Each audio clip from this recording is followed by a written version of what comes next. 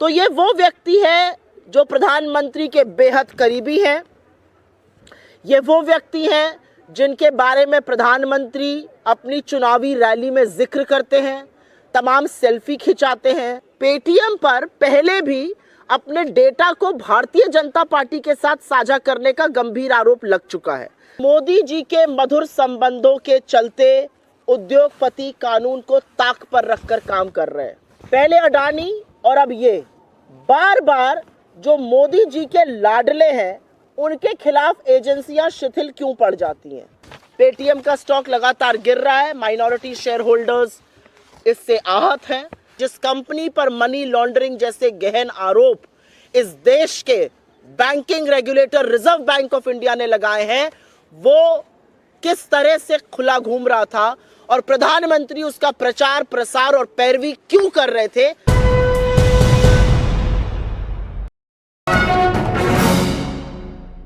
एक बहुत अहम मुद्दे पर आपसे चर्चा करनी है, लेकिन उसके पहले कुछ तस्वीरें साझा कर लेते हैं। एक ये सेल्फी देखिए, उसके बाद एक ये दूसरी सेल्फी देखिए,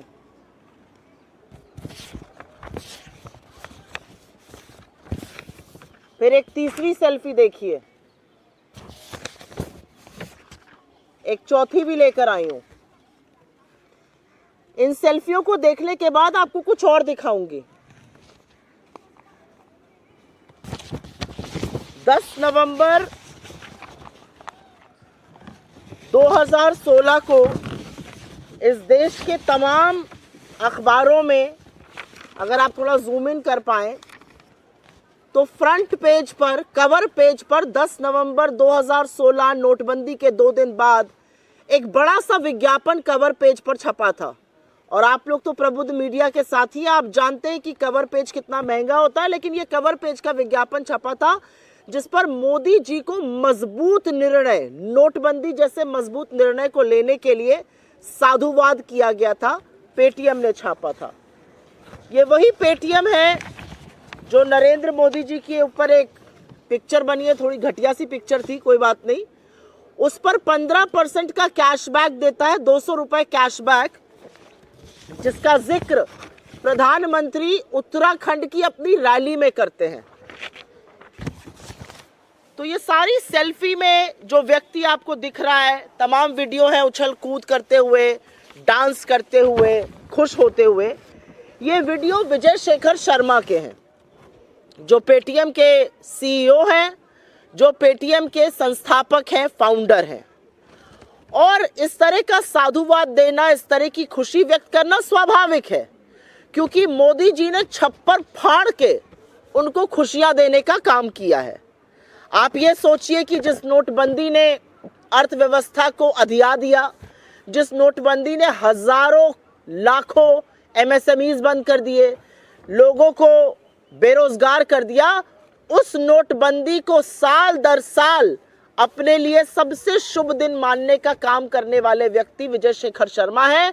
उन्होंने अपनी कंपनी का आईपीओ भी 8 नवंबर को ही किया था, 2021 को। खैर, परेशान करने वाली बात यह है कि इस व्यक्ति और इसकी कंपनी के खिलाफ मनी लॉन्ड्रिंग जैसे गंभीर आक्षेप लगे हैं और गंभीर आरोप लगे, और ये विपक्ष ने नहीं लगाए हैं, ये इस देश के भारतीय रिजर्व बैंक ने लगाए हैं। और उन अनियमितताओं के चलते उनके पेटीएम पेमेंट बैंक को प्रतिबंधित कर दिया गया है, पूरी तरह से बंद कर दिया गया है।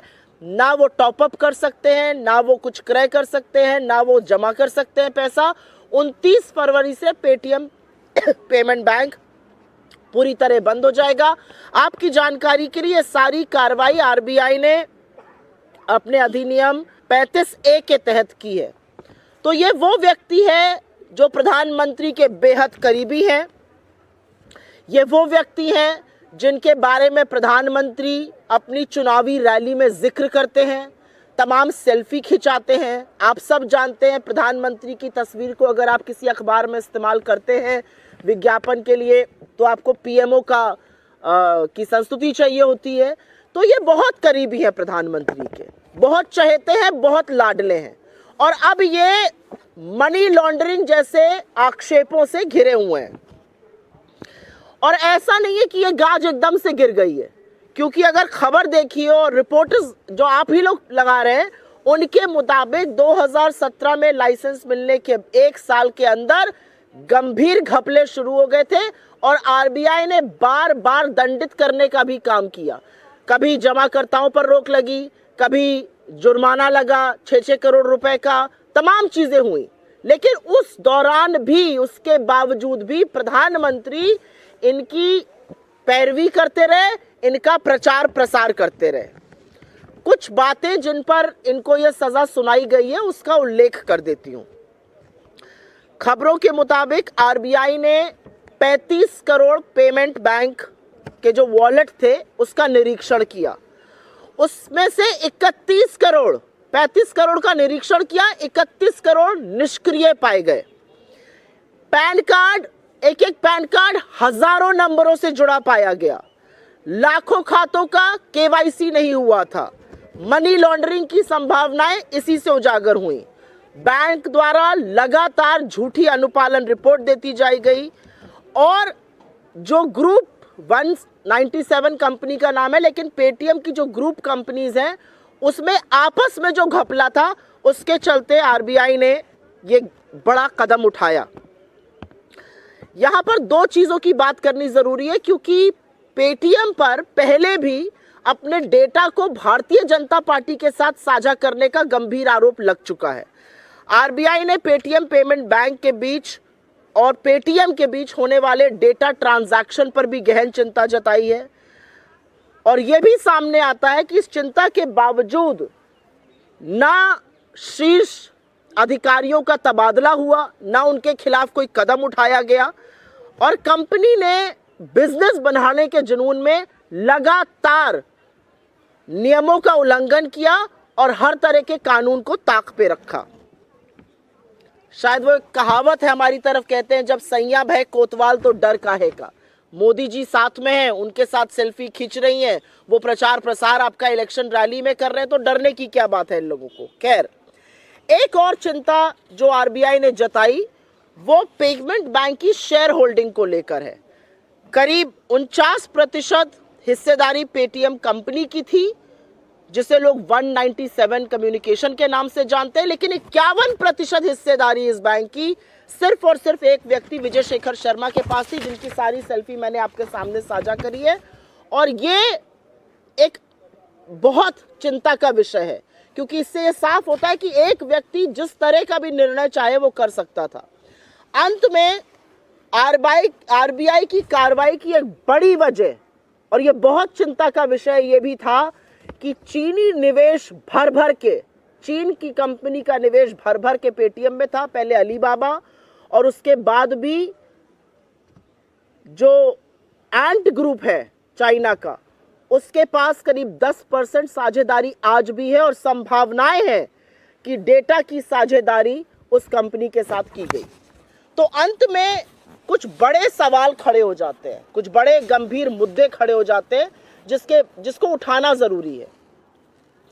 क्या मोदी जी के मधुर संबंधों के चलते उद्योगपति कानून को ताक पर रखकर काम कर रहे हैं? इतने सारे उल्लंघनों के बावजूद भी पेटीएम पेमेंट बैंक को इतनी लंबी ढील क्यों दी गई? 2017 से ही अनियमितताएं शुरू हो गई थी, 7 साल तक इतनी लंबी ढील क्यों दी गई? मनी लॉन्ड्रिंग जैसे गंभीर आक्षेप लगे हैं। एनफोर्समेंट डायरेक्टरेट उसके बारे में क्या कर रहा है?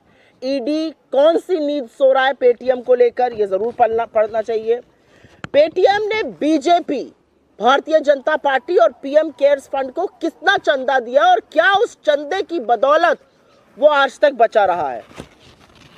पहले अडानी और अब ये बार बार जो मोदी जी के लाडले हैं उनके खिलाफ एजेंसियां शिथिल क्यों पड़ जाती हैं? ये अपने आप में एक बड़ा सवाल है। और अंत में 2 सवाल जरूरी हैं। ईडी के 95% केसेस विपक्ष के लोगों के खिलाफ है, क्या ईडी इससे संतुष्ट है? और पेटीएम का तमाम ट्रांजैक्शन में लेन देन है, 10 करोड़ से ज्यादा तो पेटीएम के उपभोक्ता हैं, क्या यह डेटा भारतीय जनता पार्टी के साथ शेयर हो रहा है? सरकार की दी हुई जानकारी के मुताबिक वित्तीय वर्ष 2023 में करीब 137 लाख करोड़ का डिजिटल पेमेंट हुआ, जिसमें पेटीएम का अच्छा खासा शेयर है। क्या ये दावे के साथ कहा जा सकता है कि ये डेटा गोपनीय है, ये डेटा सुरक्षित है, या इसकी ब्रीच हुई है? ये बहुत सारे प्रश्न हैं। पेटीएम का स्टॉक लगातार गिर रहा है, माइनॉरिटी शेयर होल्डर्स इससे आहत हैं, पर सबसे बड़ा सवाल यह है कि जिस कंपनी पर मनी लॉन्ड्रिंग जैसे गहन आरोप इस देश के banking regulator reserve bank of India ने लगाए हैं, वो किस तरह से खुला घूम रहा था और प्रधानमंत्री उसका प्रचार प्रसार और पैरवी क्यों कर रहे थे?